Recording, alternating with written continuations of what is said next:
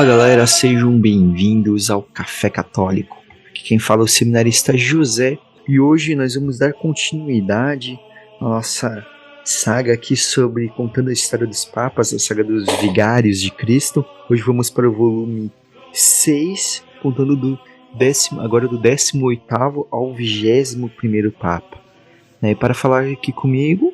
E aí galera, tudo bem?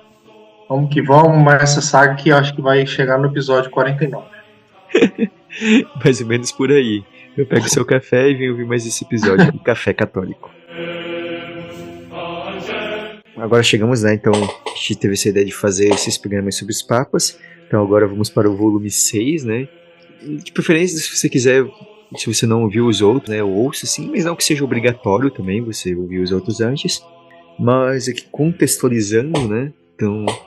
é que o 18º Papa, né, no programa número 65 do Café Católico, né, e que foi o Vigários de Cristo volume 5, a gente terminou falando sobre Santo Urbano I, foi o 17º Papa, e daí, e tava rolando na época dele, né, já antes dele tinha começado um cisma, né, provocado por Hipólito de Roma, e que vai continuar no pontificado do 18º Papa, que foi São Ponciano.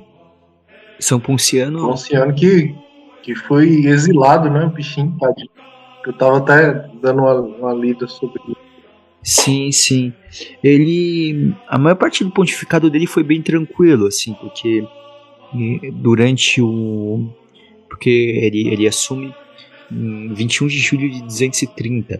Uma coisa que é interessante é porque esse é o primeiro Papa que a gente tem a data certinho, assim, tanto da posse dele, quanto de quando ele deixa o trono da sede, a Catedral de Pedro, né? Todos os outros papas anteriores é sempre muito incerto as datas, assim, é muito, geralmente por aproximação, você não consegue ter certeza exatamente da data, e o São Ponciano vai ser o primeiro que tem um registro certinho, assim, da data, né, tanto da posse dele, quanto de quando ele sai. E como eu falava, né, no início do pontificado dele, assim, foi bem tranquilo, porque ele estava, durante o período, né, do Império Romano, era o imperador Alexandre Severo, e o imperador Alexandre Severo, ele não perseguia os cristãos. Apesar de ser severo. Apesar de ser severo. Exatamente. Porque, assim, diferente do que às vezes a gente tem pela ideia, quando a gente lembra das perseguições cristãs no Império Romano, não é que foi sempre perseguido em todos os lugares, em todos os momentos cristãos. Então, havia momentos de grande perseguição, havia momentos não. Havia, às vezes, as perseguições aconteciam só em alguns locais, né? Em alguns momentos essa perseguição era institucionalizada pelo Império Romano. Então você ia passando por esses momentos, então tinha momentos mais tranquilidade. Então, quase durante todo o pontificado de São Ponciano, era o Alexandre Severo que não perseguia. Mas, no finalzinho do pontificado dele, né, no último ano do pontificado dele, assume o imperador, o Máximo Trácio, que esse ele retoma a perseguição dos cristãos. E é nessa que daí ele vai ser exilado. E ficou pouco tempo também, né? 3 anos, parece, 3, 4. É mais ou menos isso, uns 3 anos mais ou menos. E daí ele vai ser exilado ali, né? Exilado inclusive junto com Hipólito de Roma. Ele acaba entrando como o primeiro antipapa da história, mas ele também é um santo da nossa igreja, né? Santo Hipólito de Roma. Que ele foi um dos primeiros grandes teólogos, mas ele teve suas divergências com os papas na época, então tinham seus seguidores. Mas daí, quando ele é exilado, ele junto com São Ponciano, eles acabam se reconciliando na prisão, então dando fim ao cisma. Como os dois acabam morrendo na prisão, então os dois se tornam mártires. Então o Hipólito de Roma se torna santo, apesar dessas divergências, um pouco por causa disso, tem relevância teológica dele, mas também porque ele acabou morrendo como um mártir. Tem que sofrer o que sofrer para acabar com o cisma, né, para se reconciliarem, né? Foi praticamente forçado, colegas de cela lá para conseguir chegar nesse consenso. Sim, foi durante a gente não tem muitos detalhes assim de muitas atividades durante o pontificado Ponciano, Mas uma relevante é que tem os documentos que mostram que ele que presidiu o sínodo que condenou Orígenes em 230, né? Orígenes já tinha recebido uma punição, mas no Oriente, e daí essa punição ela é reiterada, né, em Roma também, nesse sínodo que ele presidiu. Orígenes, para quem não sabe, um dos grandes teólogos assim da igreja, e tem muitas contribuições, muita coisa que a gente usa aí hoje, né, até hoje, mas houve alguns pequenos problemas assim na doutrina dele num certo momento, e que ele acaba caindo em alguns erros. Ele acaba até mesmo se mutilando, né, o Orígenes, porque ele leva aquela passagem do se o teu olho te leva a pecar, corta-o de uma forma muito extrema, e ele acaba se castrando por causa disso. Depois ele vai se arrepender, tudo. E tinha alguns outros probleminhas doutrinais, assim, Orígenes, alguns poucos, que acabaram motivando essa condenação de Orígenes e o proibiram de ensinar, e ele foi expulso do sacerdócio também. Mas pro fim da vida, Orígenes também vai, de certa forma, se reconciliar, né? Vai se arrepender, vai pedir perdão, ele se arrepende de algumas coisas, mas também tem muita riqueza, por isso que a gente utiliza ainda muita coisa dele, assim, né? Na teologia, na liturgia também, que Orígenes escreveu. E uma coisa do Ponciano aí também foi legal, que ele renunciou, né? Sim, foi o primeiro. Primeiro a renunciar aí. Eu acho que ele se retirou para que a igreja continuasse, né? Para a igreja não ficar, vamos dizer assim, presa a ele, né? Porque ele foi preso, provavelmente porque que o imperador prende tanto ele como o Hipólito, porque eram os grandes líderes. Uhum. Ele como o Papa, né, Ponciano, e o Hipólito, que tinham seus seguidores ali, tinham seus confrontos, daí o imperador foi lá e mandou prender os dois. E daí ele abdica, né? Realmente é o primeiro a abdicar, e ele morre pouco tempo depois, que ele abdica ali em setembro, e não se tem a data exata da morte dele, mas ele morreu ainda em outubro, né? Então, pouco tempo depois dele ter abdicado, ele já morre. Foi foi o túmulo dele que o Papa Bento XVI visitou antes da renúncia? Não, o do Papa Bento XVI acho que foi um Papa do século XI, né? Que foi em quem ele acabou de certa forma se inspirando, né? Para renunciar, né? Que tinha sido o último. Mas também não estou com certeza agora. O São Ponciano, né? Então ele estava nas prisões da Sardenha, né? Então até sobre essa questão da tumba é que a tumba dele acabou sendo descoberta no início do século XX, né, em 1909. Foi encontrada uma tumba, né, chamada Catacumba de Calisto, né, na Via Ápia, e com uma escrito em grego, né, Bispo Ponciano, e mártir do lado, mas mártir, os exames indicaram que foi uma adição posterior. Então, primeiro, provavelmente só escreveram Bispo Ponciano e depois a palavra mártir depois. Tem essa curiosidade sobre o túmulo dele. A festa litúrgica dele, né, apesar que não faz parte do calendário assim, geral, né, mas a festa litúrgica dele seria no dia 13 de agosto. Por acaso, junto com Hipólito de Roma, acabaram sendo colocados na mesma data.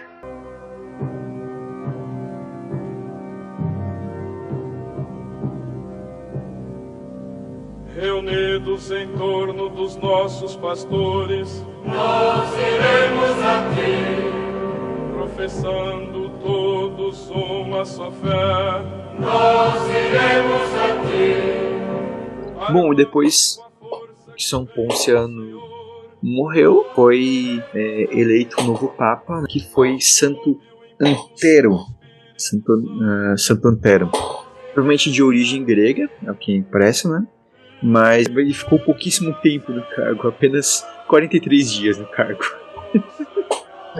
Muito, passou nem do estágio probatório.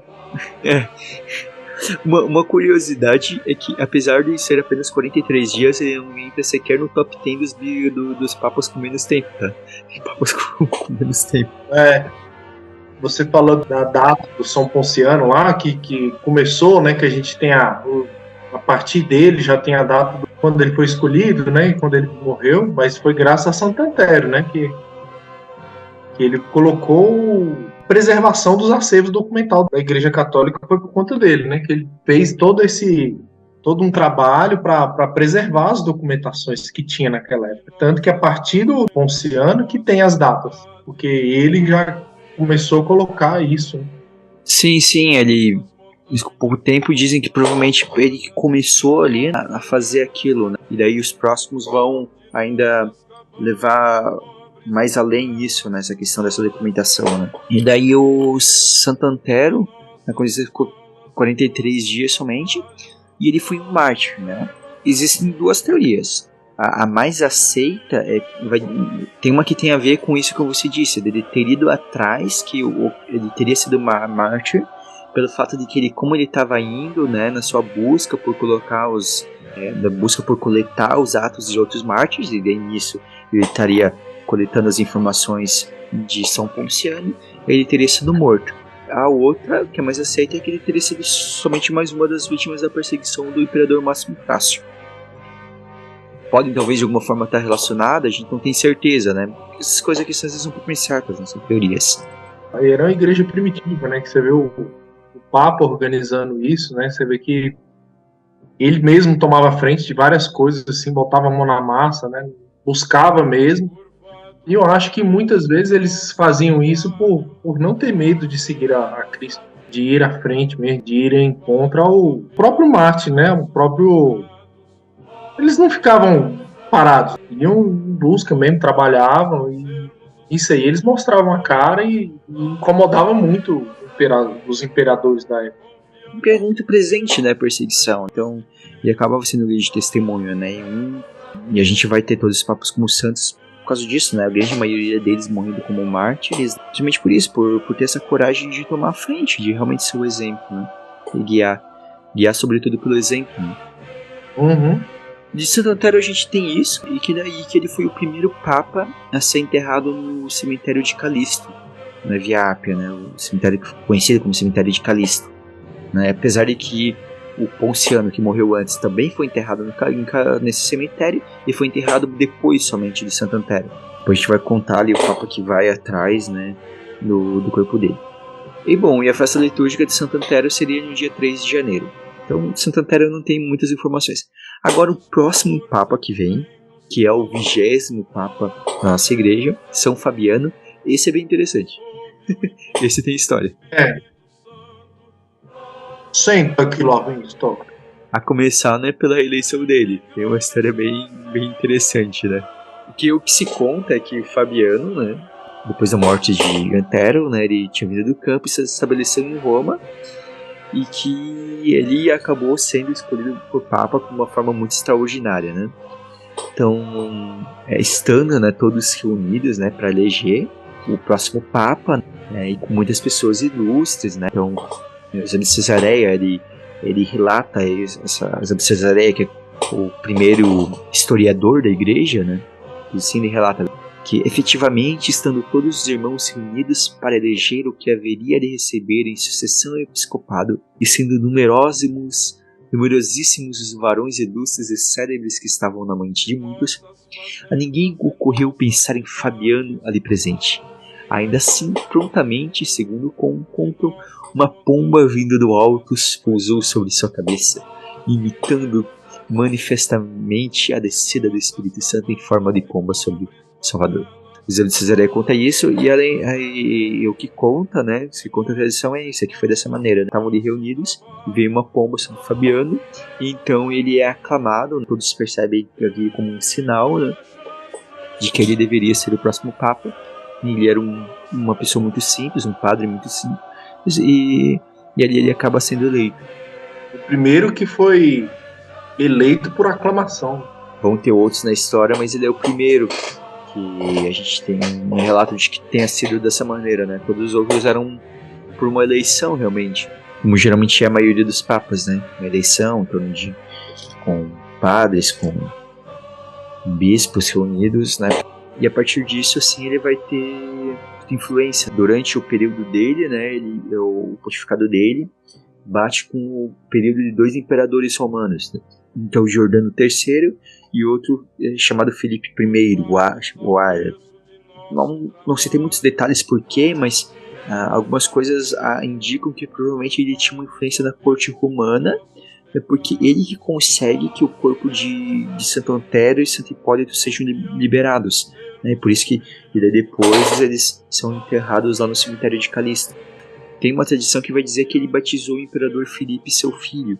Então talvez a influência estaria ligada a isso. Mas não há nenhuma confirmação, né? Nenhuma confirmação, por exemplo, de que esse imperador ele foi batizado, de que o filho dele foi batizado. Quanto menos a confirmação de que teria sido batizado, né, por São Fabiano. Mas é uma tradição que existe, né? Então é uma possibilidade de ter sido isso. Eu acho legal do pontificado dele que ele institui muita coisa administrativa também, né? Sim, tipo, bastante. Dividiu lá Roma para administrador, para os diáconos, né? Construiu cemitério, mandou o bispo para Gália, né? Hoje a França lá, e foi bem bacana. E outras coisas também, né, que ele fez.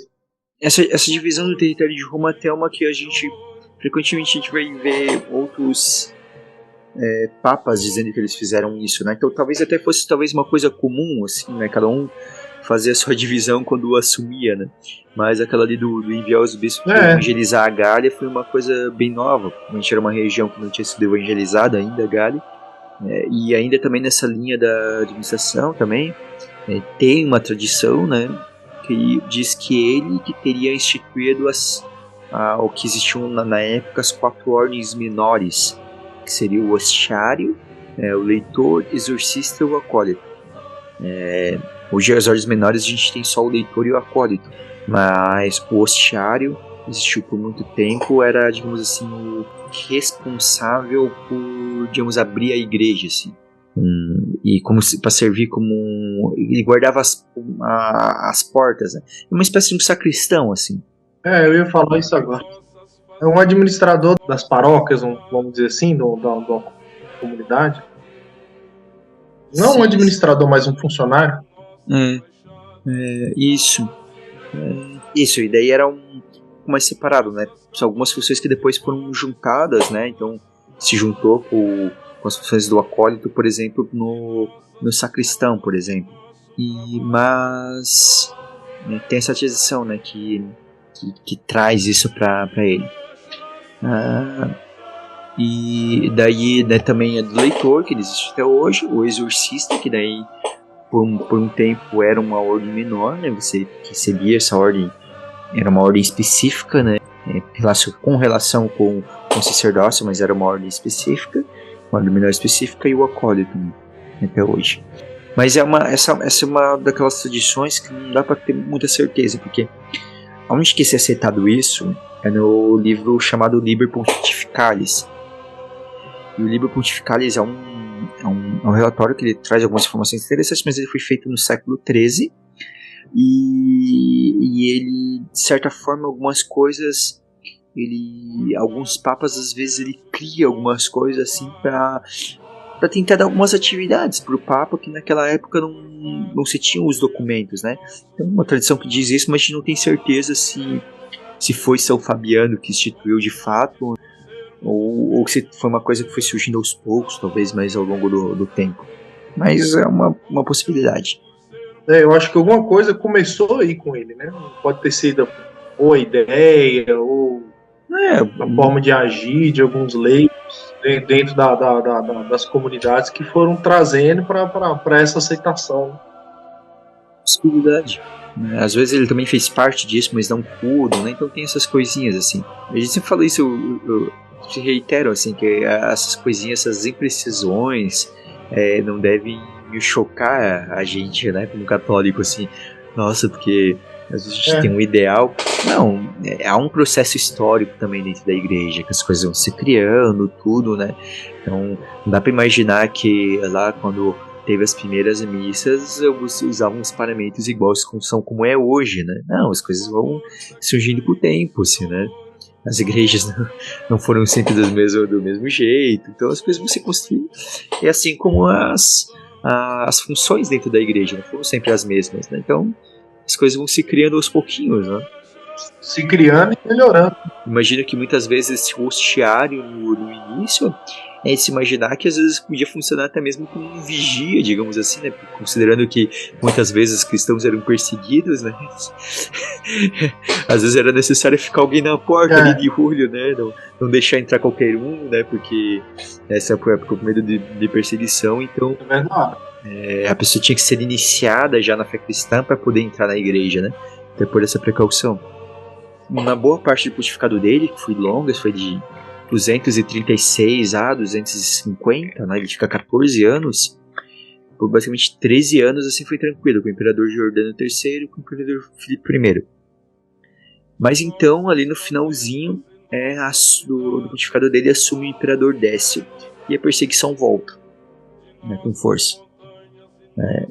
E o imperador Décio, ele obrigava todos a oferecer incenso às divindades, e por se opor a isso, Fabiano acabou sendo morto.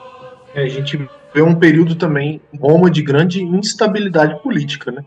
Sim. Você vê, variou muito aí de imperador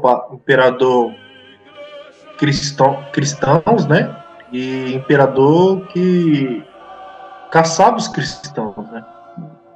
Uns que foram batizados, dizem que foi batizado. Alguns que pelo menos não se importavam, né?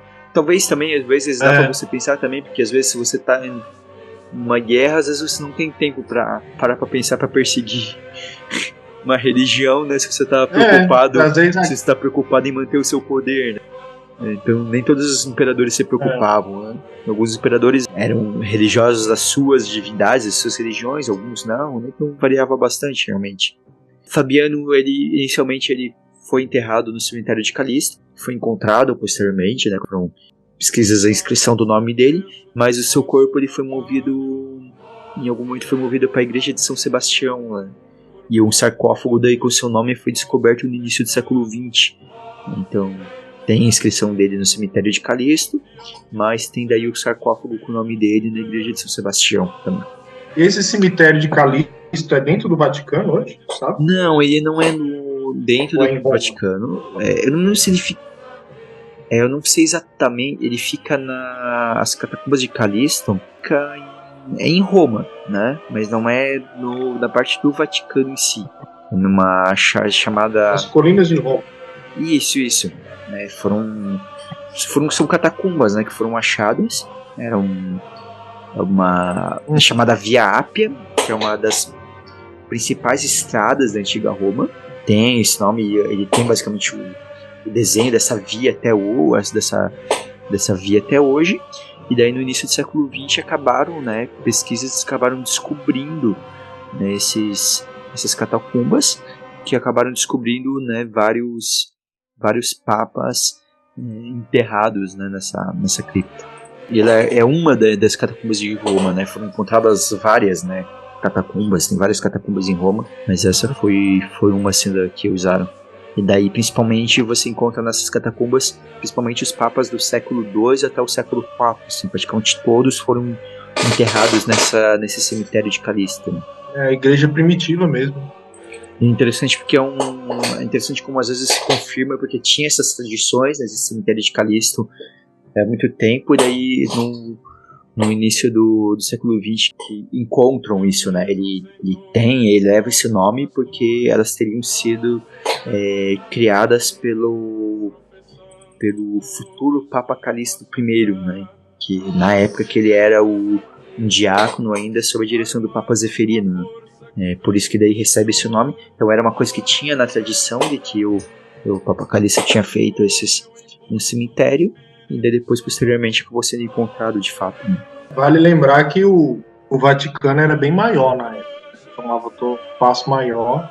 Depois de várias guerras ele foi diminuindo, foi tendo acordos políticos e chegou o tamanho que ele é hoje, né? Mas antigamente tinha as colinas, né? As 9 colinas, 7 colinas. Que na verdade se confunde um pouco com Roma, né? Porque as colinas eram as colinas de Roma, né? Por exemplo, nesse momento, nessa época que a gente está falando desses papas, não existia o Vaticano, propriamente dito. Tudo era Roma.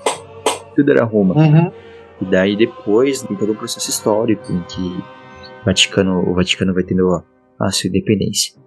Bom, então o São Fabiano morre, e a festa litúrgica é celebrada no dia da morte dele, naquele 20 de janeiro.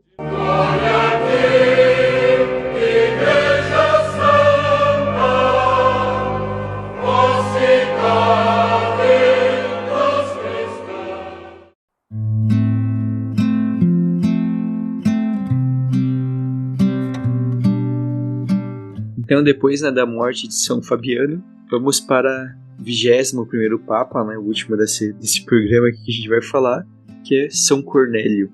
Eu acho que também ele herdou aí perseguição, né? Sim, porque ele continua com o imperador Décio, né, perseguindo bastante os cristãos. Ele enfrenta perseguições e um cisma na igreja, não estava fácil para esse Papa. Provação, bichinho, viu?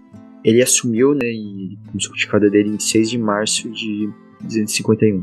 Por causa da perseguição de Décio, tem a ver com o cisma que aconteceu, porque a partir da perseguição, muitos deixaram de praticar o cristianismo e acabaram oferecendo sacrifícios pagãos. Então é normal, né, tem gente que se mantém firme na sua fé e vai até o fim e morre por causa daquilo, mas nem todos estão prontos e alguns acabam se curvando. Não sei se eu fosse perseguido mesmo, né? A gente não é, a gente nunca sabe, né? Mas o que aconteceu? Isso aconteceu, e depois disso, então, apareceram 2 linhas de pensamento. O padre Novaciano, ele defendia que quem abandonou a fé não podiam ser perdoados pela igreja, cabendo somente a Deus perdoar. Ou então, tinha que realizar um batismo, eles tinham que ser rebatizados, então. Seria, digamos, a única forma, porque eles tinham abandonado de uma forma que eles não eram mais da igreja. Então, não tinha como a igreja perdoar. Da forma, talvez seria um batismo.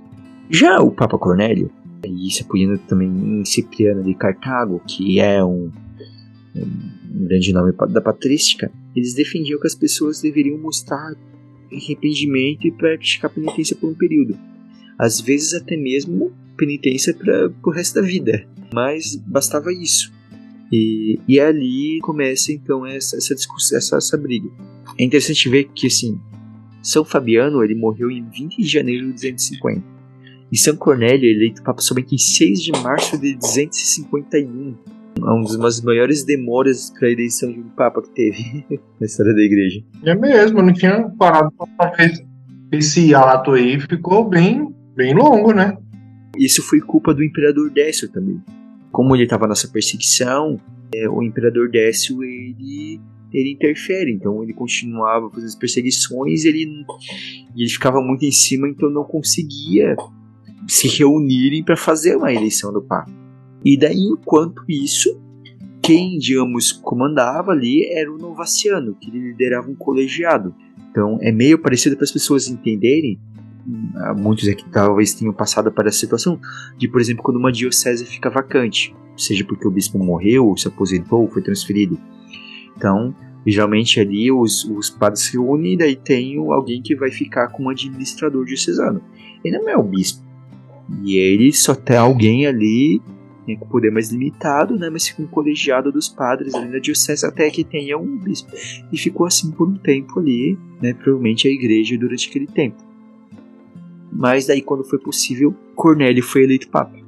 Só que como tinha essas rixas doutrinais, e Novaciano batia muito em cima, e provavelmente, ao que indica, Novaciano não ficou muito feliz, porque Novaciano achava que ele ia ser o Papa, porque ele era presidia o colegiado ali.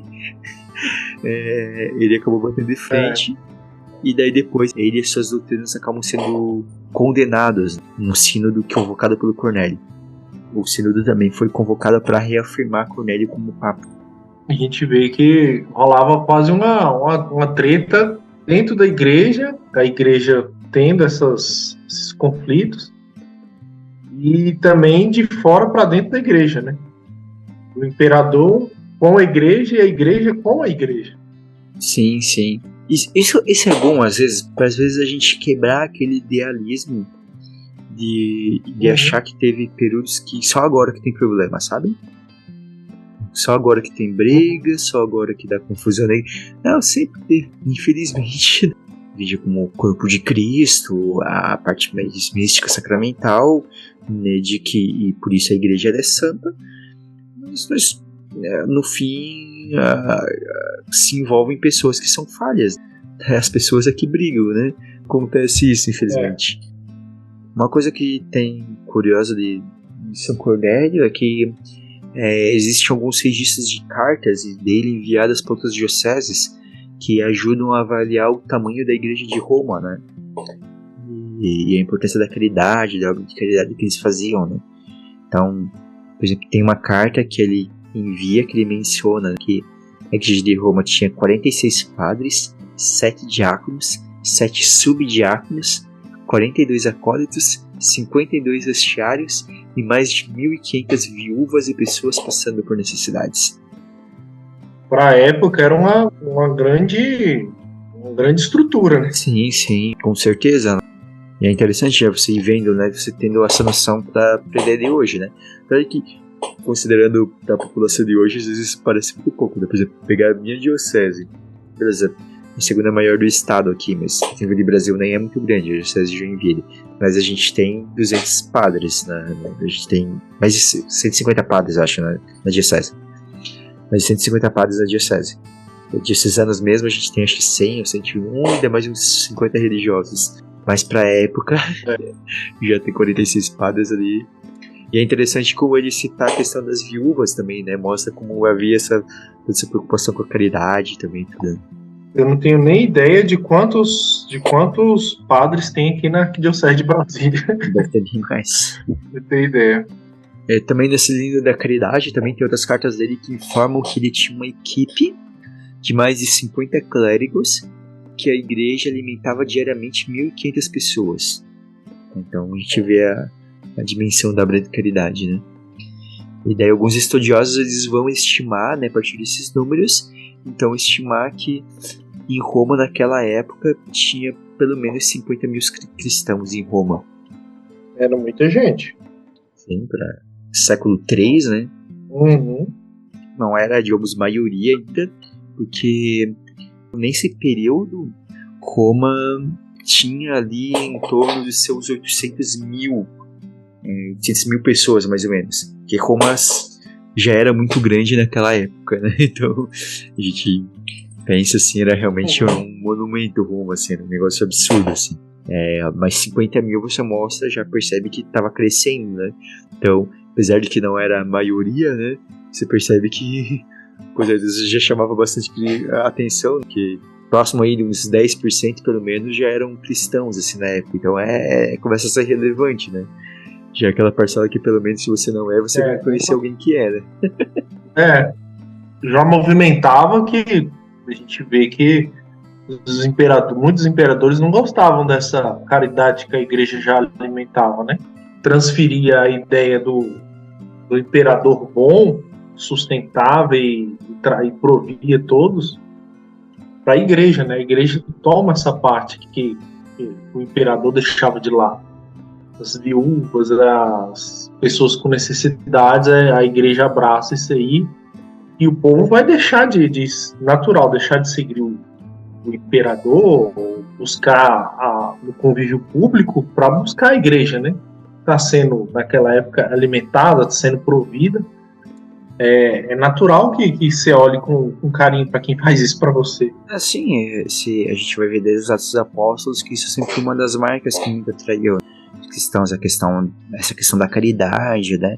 E porque era uma religião para todos, né? Enquanto a maioria das religiões no mundo antigo, muitas vezes elas exigiam muitas coisas, né? A ponto que muitas vezes os pobres não tinham condições de oferecer um culto, né? Porque você tinha que oferecer muitas coisas. E daí o cristianismo ia no oposto, né? Realmente você não precisava nada, só era você, né? Deus queria você. Basta crer. Né? Deus queria simplesmente você, a sua vida como oferta. Né? E também porque como o cristianismo sempre foi um monoteísmo muito radical, enquanto a maioria das outras religiões, vocês acreditavam num Deus, mas uma hora estava oferecendo um Deus, depois estava oferecendo para outro, e não importava muito isso, né? Então, mas o cristianismo sempre bateu muito na tecla que só há um Deus verdadeiro, todas as religiões são falsas, não existem os outros deuses, né? E daí os imperadores também se incomodavam com isso. São Cornélio ainda pega ali um pouco do imperador Décio e depois o outro imperador que sucede a ele, o Triboniano Galo, também continua as perseguições. A ponto então que Cornélio ele é exilado, né, em 252 e morre um ano depois decapitado. E ele foi daí enterrado em uma catacumba próxima chamada Capela dos Papas, né?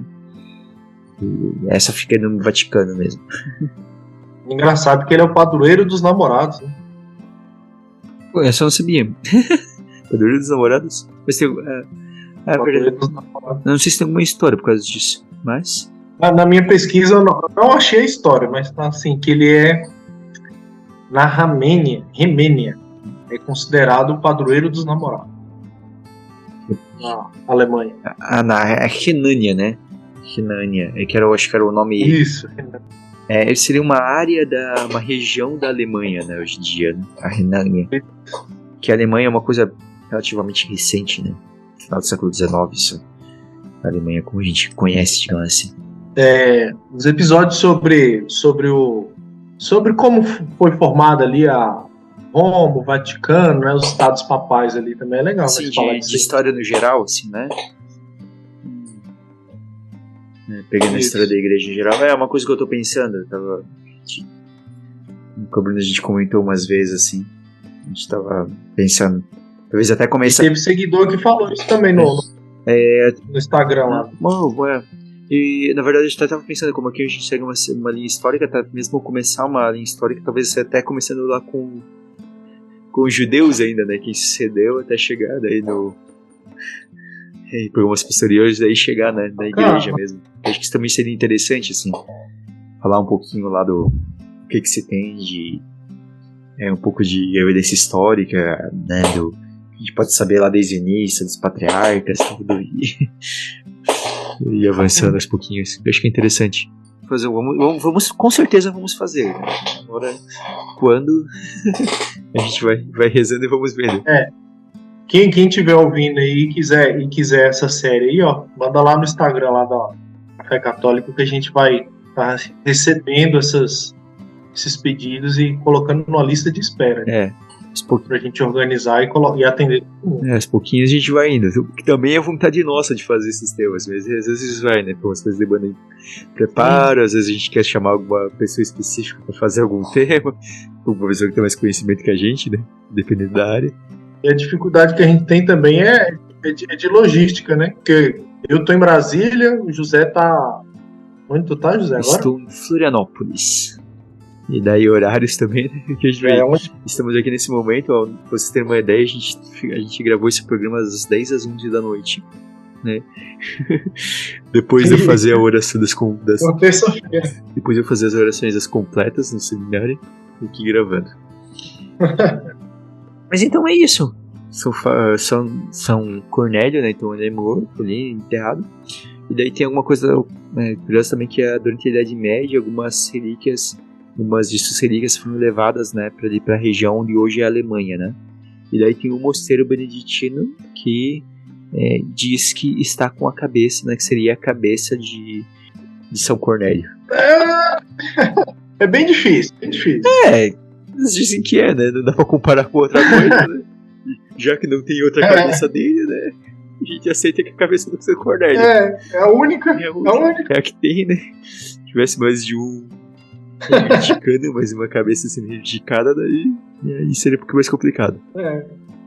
Mas é isso. Então chegamos ao fim e vamos agora para as nossas dicas culturais.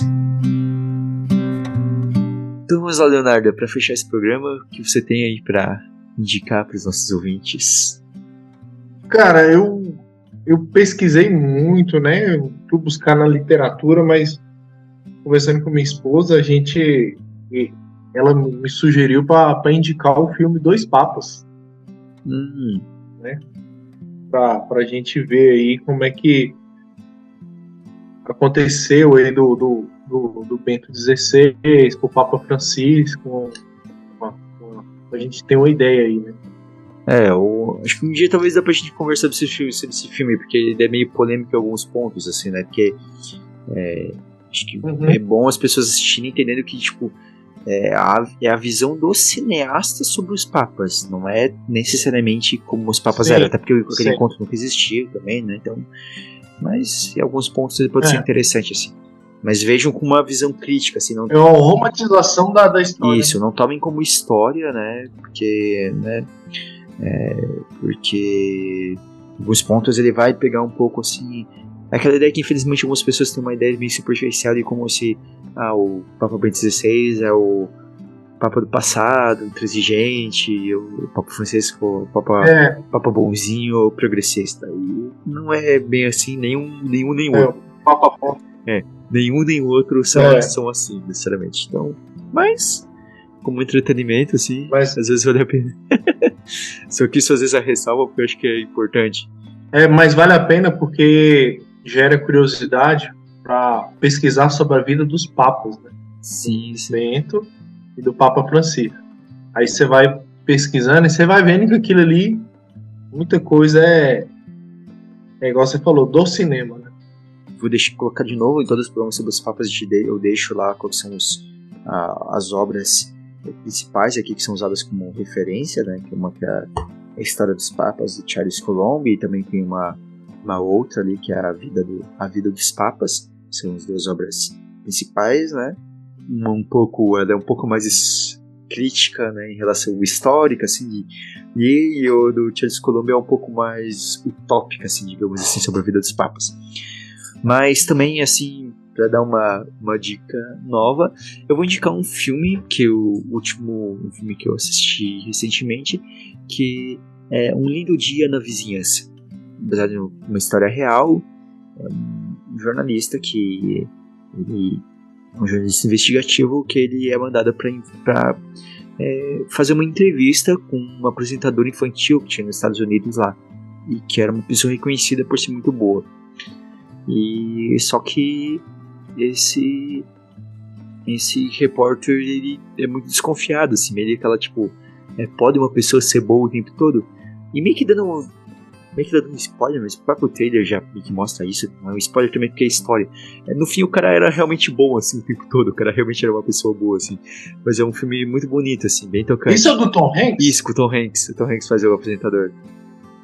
Cara, esse filme é muito bom. Você falou o título, eu não tava ligando o título. Quando você deu a sinopse aí, deu pra... Cara, esse filme é muito bacana. Esse filme é muito bom. Então fica a dica pra vocês, tá? É um filme que assistam.